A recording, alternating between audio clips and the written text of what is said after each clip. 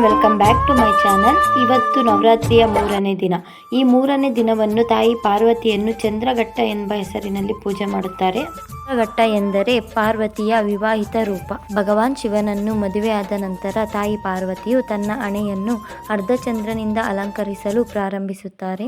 ಕಾರಣಕ್ಕಾಗಿಯೇ ತಾಯಿ ಪಾರ್ವತಿಯನ್ನು ಚಂದ್ರಘಟ್ಟ ದೇವಿ ಎಂಬ ಹೆಸರಿನಲ್ಲಿ ಪೂಜೆ ಸಲ್ಲಿಸಲಾಗುತ್ತದೆ. ಆಯುಧಗಳನ್ನು ತನ್ನ ತೋಳಿನಲ್ಲಿಯೇ ಹಿಡಿದುಕೊಂಡಿರುತ್ತಾರೆ. ಅದರ ಅರ್ಥ ರಾಕ್ಷಸರು ಮತ್ತು ದುಷ್ಟಶಕ್ತಿಗಳೊಂದಿಗೆ ಯುದ್ಧ ಮಾಡಲು ಸಿದ್ಧಳಾಗಿದ್ದಳೆಂದು. ಹೂವು ಮತ್ತೆ ನೀರೆಲ್ಲ ತೆಗೆದು ಬೇರೆ ನೀರು ಹೂವು ಎಲ್ಲ ಇಟ್ಟು ಬಾಕ್ಲೆಲ್ಲ ತೊಳೆದು ಅರ್ಶಿನ ಕುಂಕುಮ ಇಟ್ಟು ಆ ನಂತರ ಇವತ್ತಿನ ಪ್ರಸಾದಕ್ಕೆ ನಾನಿಲ್ಲಿ ಮೊಸರನ್ನ ಮಾಡ್ಕೋತಿದ್ದೆ. ಇಲ್ಲಿ ಒಂದು ಚಿಕ್ಕ ಕೈ ಬಾಂಡ್ಲಿಗೆ ಒಂದು ಸ್ಪೂನ್ ತುಪ್ಪ ಹಾಕೊಂಡು ಅದು ಕಾಯ್ದ ಮೇಲೆ ಒಂದು ಸ್ವಲ್ಪ ದ್ರಾಕ್ಷಿ ಒಂದೆರಡು ಗೋಡಂಬಿ ಹಾಕೊಂಡು ಅದನ್ನ ಚೆನ್ನಾಗಿ ತುಪ್ಪದಲ್ಲಿ ಹುರ್ಕೋತಾ ಇದ್ದೀನಿ. ಹುರ್ಕೊಂಡ್ಮೇಲೆ ಅದನ್ನ ಒಂದು ಗ್ಲಾಸ್ಗೆ ನಾನಿಲ್ಲಿ ತಕ್ಕೋತಾ ಇದ್ದೀನಿ.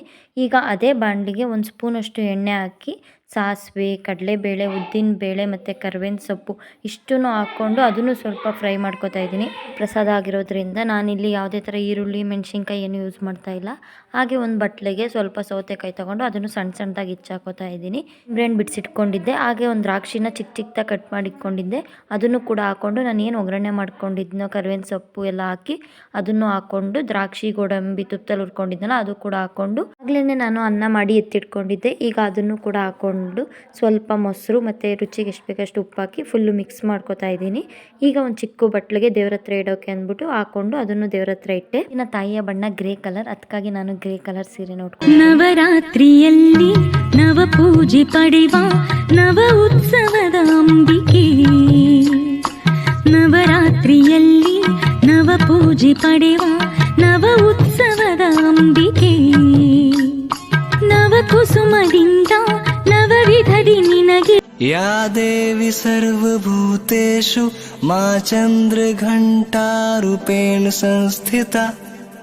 नमस्तस्यै नमस्तस्यै नमस्तस्यै नमो नमः. ದೇವಿ ಸರ್ವಭೂತೇಷು ಮೇ ಚಂದ್ರಘಟ್ಟ ರೂಪೇಣ ಸಂಸ್ಥಿತಃ. ನಮಸ್ತಸ್ಯೆ ನಮಸ್ತಸ್ಯೆ ನಮಸ್ತಸ್ಯೆ ನಮೋ ನಮಃ.